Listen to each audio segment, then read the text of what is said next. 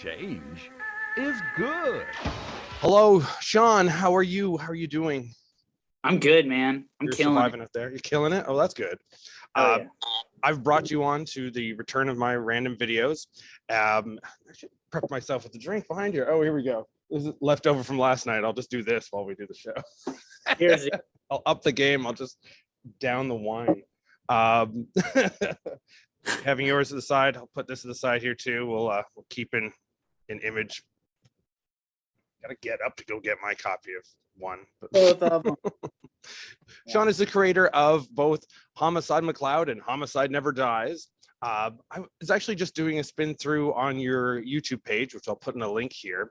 Your fascination of the pulp detective hero goes in many different forms. You have your Boone shorts and why is my brain going? There was a short I was watching with you in superimposed cars. I wanted to say Agent Blue, but it's Agent Spade. Yeah, Spade. That's what it was. Right. Agent Blue's good too. I like that. it's like the Reservoir Dogs version of it.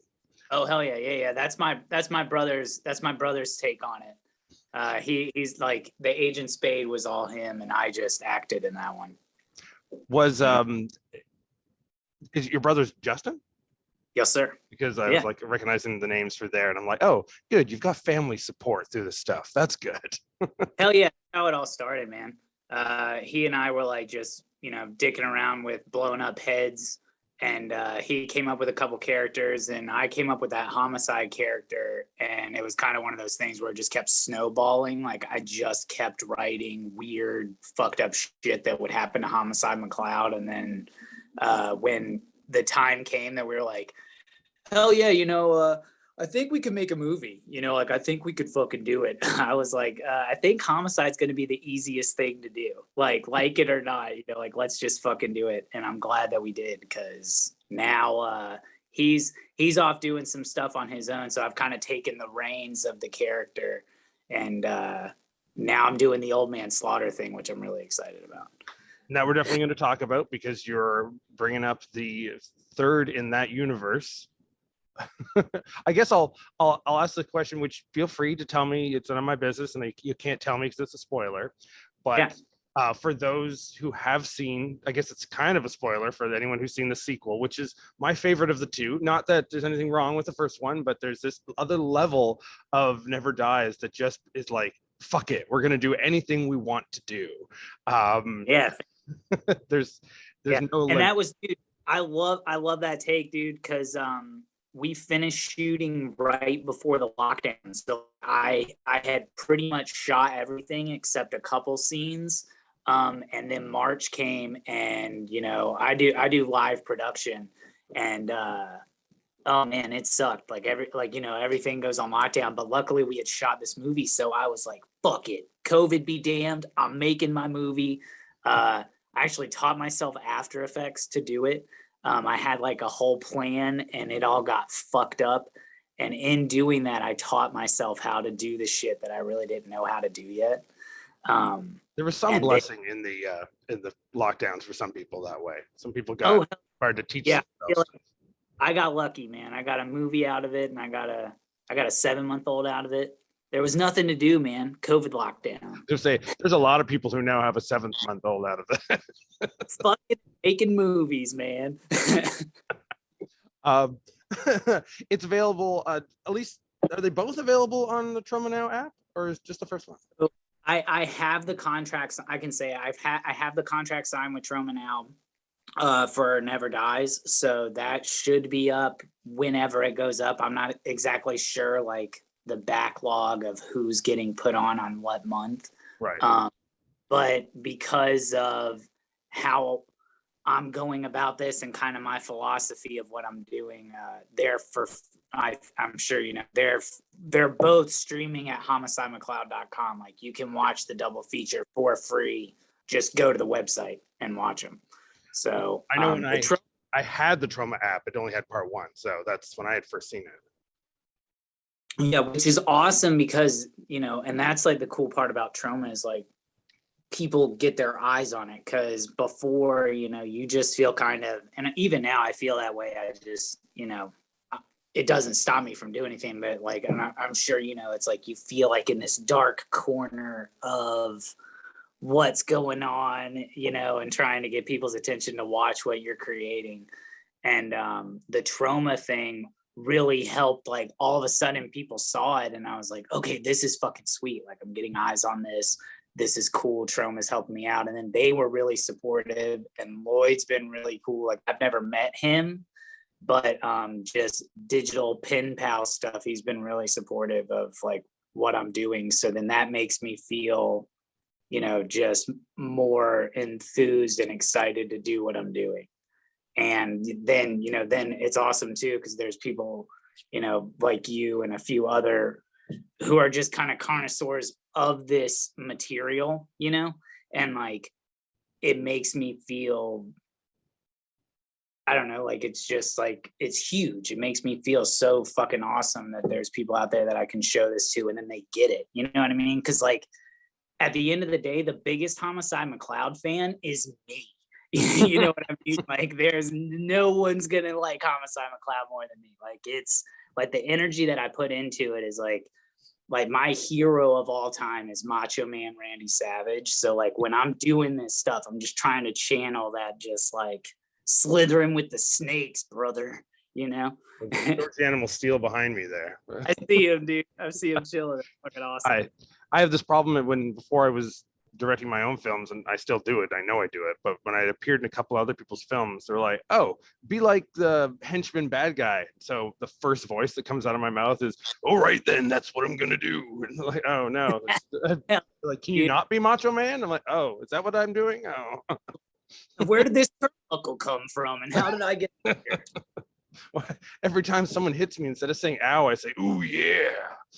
I like these punches. Give me some more. Everyone's just having their moment and their cup of coffee. All right, tomorrow's news. Anyway, moving on from Macho Man. Shaving, I do Macho Man neck just to help myself out. Oh yeah. That's how you practice it while during shaving. That's how you get the voice for Macho Man. Fair enough. That's right. One of the things I was actually going to say, which is kind of a spoiler. The character Slaughter is Homicide's father. Yeah, and in the sequel, without getting into the bits of anyone who hasn't seen it, there are two Slaughters. Oh yeah. So are we dealing with in the new movie, are we dealing with the second one now in the future? Are we dealing with the original one in his later days before he met the snake? So we are dealing with the original one, but, and this is how it is. This is the full-on like multiverse trope. Like if Homicide Mcleod is like Trauma's version of Dick Tracy, which is how I've always seen it. It's just like, okay, this is what it's going to be. Just like a ridiculous gumshoe who doesn't care about, the traditional, like it's not Batman. Like he's just shooting people in the face. Like he's out of his fucking, like he's not, like the story itself is just kind of solving itself. Like Homicide is just in the middle of doing that. But the multiverse of Slaughter is his thing. So this is going to be the original Slaughter Mcleod, but because of what happened in Never Dies, it fucked with everything. So if I want to do some crossover shit, which I've got this whole thing, there's a new character in Old Man Slaughter that is basically like my riff on like a Batman kind of watchful protector of the city, kind of like the Tick in a way. And that would be young Slaughter's like partner in crime. So you've got like this badass Shaft, type character running around with this over the top X-Men style creature. I'm not going to give too much away, but Right. I'm really good hype though, because I put a bunch of fucked up shit in there that I've never done before. And so now it's just a task of making it happen. So, and it's going to happen because that's how I roll. So, well, and as you said, of like you don't you don't fake this shit. That's how you roll, as I've seen you say in a few things. You're like, yep, well, we're doing this as a legit production. I'm paying people. And I'm like, wait, us people in this indie world paying people? That's crazy. Dude. and dude, you know what? And yeah, like straight like promo style. Like that's one of the things that gets under my skin, like to each their own, like whatever. But you know, like we live in this day and age. Like I said, I taught myself to After Effects. You know what I mean? Like I'm hoping to keep doing this to the point where I can link up with like a cinematographer and a camera operator who wants to help me achieve what I want to achieve. Because that's not my strong suit. You know what I mean? But like I can make it happen. And so like that's like long-term goals. I'm hoping to build a bigger team and make these productions like even more fucked up. But that's like my big beef with a lot of the indie people out there is I'm like, okay, dude, but like you can at least throw people gas money and or whatever. Yeah. So that being said, I'm doing like day rates for my Old Man Slaughter production, and like it's not going to be like huge day rates, but you know, it's like going to be like 8 to 10 hours is kind of like my window. I'm trying to be pro about it, and you know, I've done this 2 times now, and I wrote the screenplay and I positioned my production schedule around the idea based on like continuity more than anything. Is just like, okay, I'm gonna because Randall Thompson, my best friend in life, and he's a stand-up comic out in Las Vegas. He plays Slaughter, so I gotta fly him from Vegas to Atlanta. And like we're all grown-ass men, like it's hard enough to schedule shit, you know, and make shit happen. But I can book him and say like, hey man, we're gonna do this, right? Yeah. So I like 2 weekends and a week to film my movie. And I wrote everything pretty much to where like if I cast somebody, they'll only be on set for 1 day. And I can hook them up with a little bit of money. I'm going to feed them and the shit's going to go down, and then they're going to fuck off and I'm going to make my movie. You know what I mean? And they get to participate. It gets to be forever, but then it's not a weight on them. I carry that weight. You know what I'm saying? Yeah. Like, I don't know, dude. It's irritating sometimes. You watch what's going on and you're like, dude, just create sweet stuff. Like just try. Like there's so many people out there, and like I've already gotten people reaching out to me about Old Man Slaughter, and I'm super stoked to get started. Like gonna be awesome. Well, out of the majority of guys in our scene of filmmakers who work in that, Yeah. I know, as we say, the group that gets it, they're like, you know, some of them can be a little slicker than others, some are cheaper than others, some are weirder than others, but there's a certain community of us, and we just know that we like each other's kind of stuff. To be that you are setting your schedule, you're setting your time up, you're setting how you're going to get the people there, and you have your script completed. That is one step ahead of most of the people who do these kind of movies. Dude, and that's the script thing. That's the big thing. So like that was where I always felt like I was kind of slacking, was just like, man, I wish my scripts were better. Like I wish I could figure out. And now that's the thing, is like that's the meat.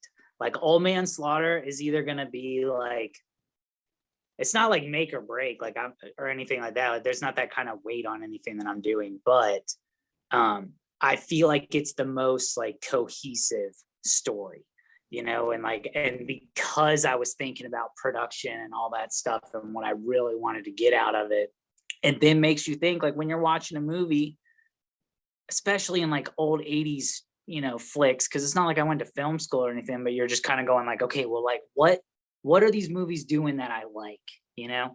And you're like, there's multiple locations, so like you beef up a location, use it fucking 4 times, man. Like there's a 30 or fucking movie. Like just make big shit happen in the same places. Like, and then you realize you watch like movies like Desperado and shit, and that's all that's going on. You're hanging out at that library in that bar for some time, you know, like there's a reason why like El Mariachi became a film school type of thing. It's like how to make it seem like you've traveled while staying in one place. Oh, totally. And then, you know, that's why movies like James Bond stand out, because those are sit back, drink a beer, globe trot with the best of the best, and you feel like you went on vacation. Like I'm not making that movie. You know what I'm making? I'm making from like you walked into an alley and you walked out of the alley and you're like, there was some fucked up shit in there. And they were showing Homicide Mcleod. It's just on a screen. We just hung out in the alley and watched it. Yeah, fair enough.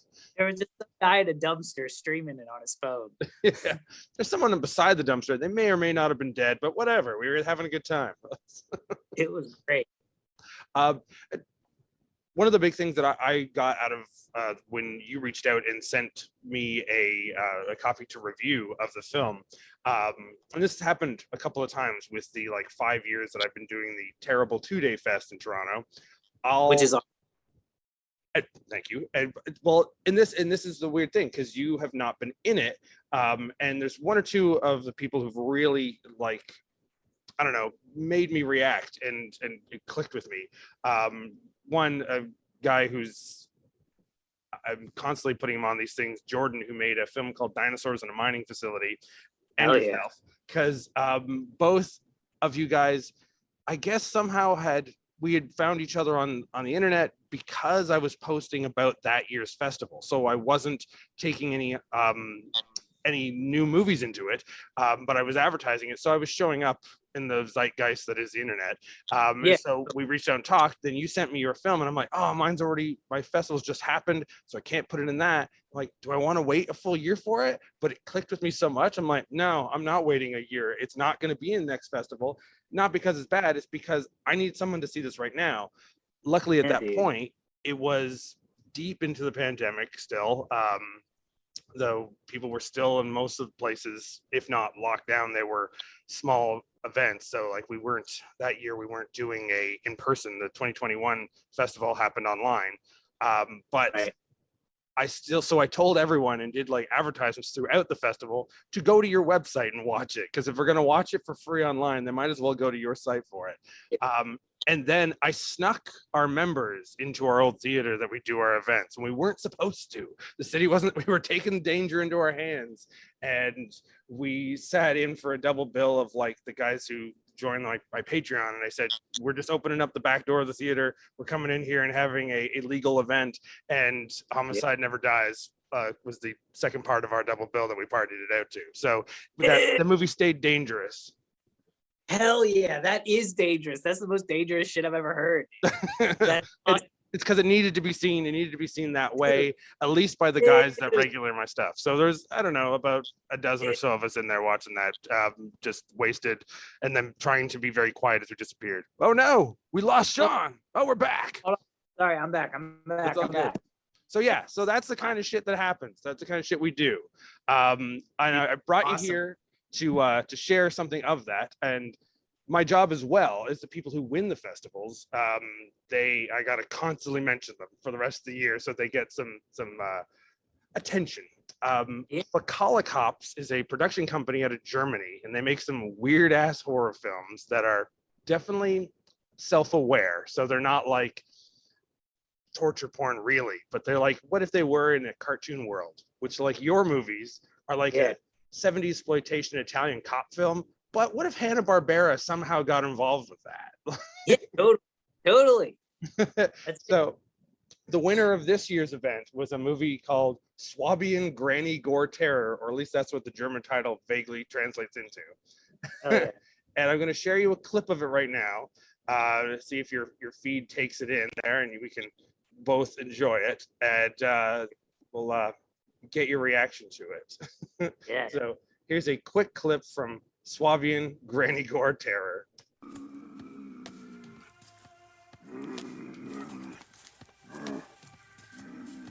No subtitles for this, no chance to read it, so I put a moment where no one really says anything. Okay. This man is doing cocaine on the evil granny's garage. Well, that's what you do, man. Yeah, with a little sickle. Hey, was willst du hier? Verpiss dich!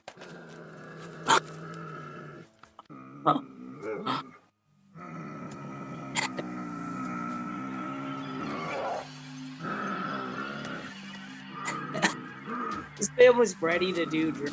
He had a defense. That's what he did his cocaine on usually.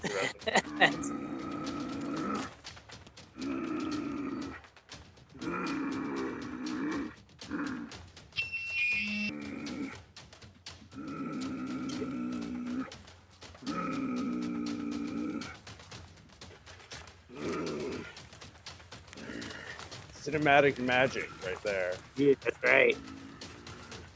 Oh, now she Regeneration has the prop. weapon. Yeah. Oh, he fucked up. Left that behind. There's a lot of cocaine.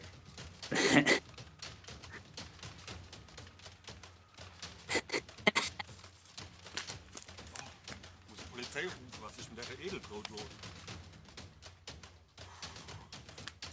Da geht wieder keiner hin. That's how everyone should answer their phone.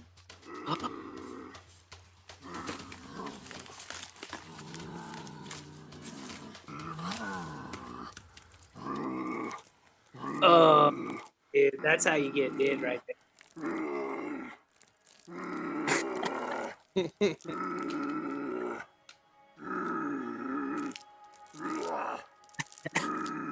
Just keep standing up. Oh, dude. It was like Kotal Khan in Mortal Kombat. Just hit his face. Fucking.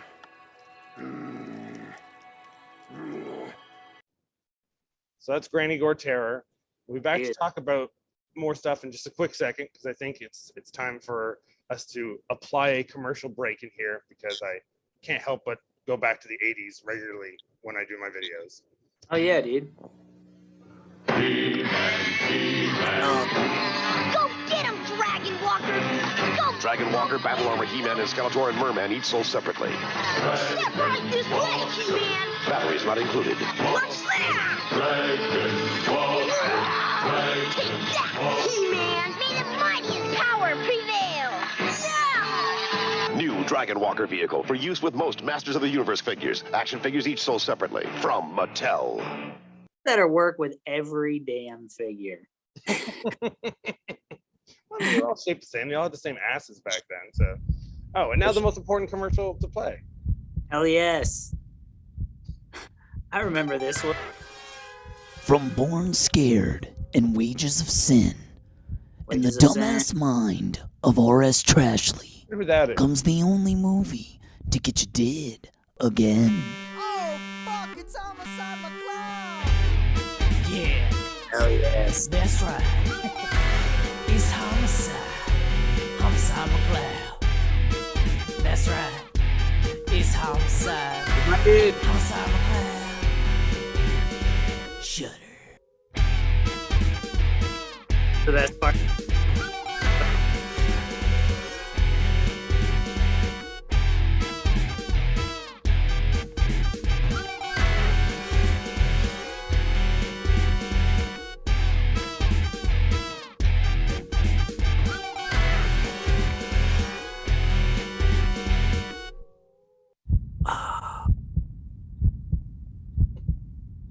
And Wishmaster himself.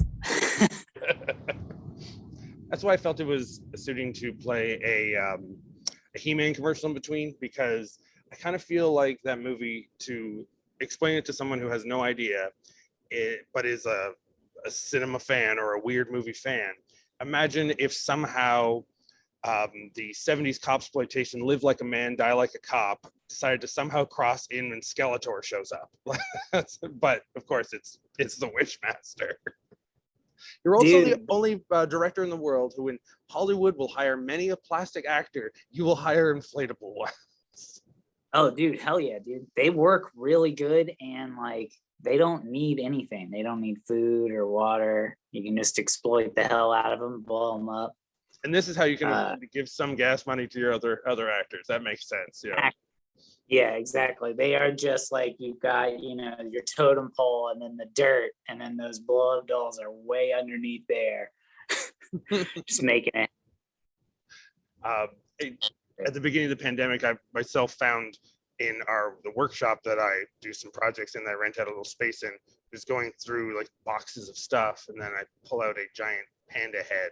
And I'm like, oh, I have to do something with this. There's no way I can have this and not do something with it. Sorry, I am quickly losing battery, so I apologize. Well, we're gonna wrap things up anyway. It's a good timing. That's a sign. But we've learned a lot. We know that slaughter is going to happen. So keep It's gonna Cover it up. happen. Tell the world about it. Let everybody help out in some way or form. You're also not doing like some Indiegogo or Kickstarter thing that everyone else is always posting about, which I stopped doing. Nah. Too. No, that's not how I roll. That's not Yeah. how I roll. Like I go out and to each their own, but like I've got to hustle and I make some money and then I fucking funnel all that into doing this. Like it pays for itself. Like I'm like, if you've ever seen the movie Rock and Roller, like I'm the real rock and roller motherfucker. What it is. And that's the kind of guts it's going to take to do this stuff these days in this new world we're in. Dude, But totally, man. do let us know as soon as there's stuff rolling and when more things are happening and when the world can get it and see it. Until then, go to homicidemcleod.com. Check out both the movies there. You were doing a limited other run of DVDs because weren't you doing commentary tracks? The commentary tracks are going to be like a digital thing. I don't have them printed, but I do have hard copies of both movies on the website. They're all available. I'll have some more merch on there soon. But right now I've got I'm just full on in pre-production mode, and next month I'll be buying and finishing up all my props and everything for this movie, which the movie shoots in July. I'm going to be really fucking pissed off at myself if it's not out before the new year. So I'm hoping to have this movie done by the end of 2022. So that's going to keep bugging you to make it happen. So dude, exactly. I just doing that. Yeah, until somebody goes up and punches me in the dick, it's going to be good. Or you get bit in the dick by a cobra while having terrible diarrhea. Hey, dude, I've seen it happen before. It happens to the best of them. Well, I wish that it doesn't. I hope that is the last thing we need this year. It's getting better. Things are finally getting better. Let's not get bit in the dick by a cobra. Yeah, dude. Our dicks will survive, and movies are gonna get made. And dude, thank you so much, man. You're fucking awesome. And thanks for doing the crazy shit that you do, John. We'll talk to you again soon. Thanks for coming around. Rock and roll, man. Pizza, dude. Awesome. Stay weird. Good. Stick with us. Duncan Roo. This is Duncan Roo, and he's eating Dunkaroos, which later he'll have Dunkapoos, and now he'll do a little hop for us, for me and yous. That's good. Good hop.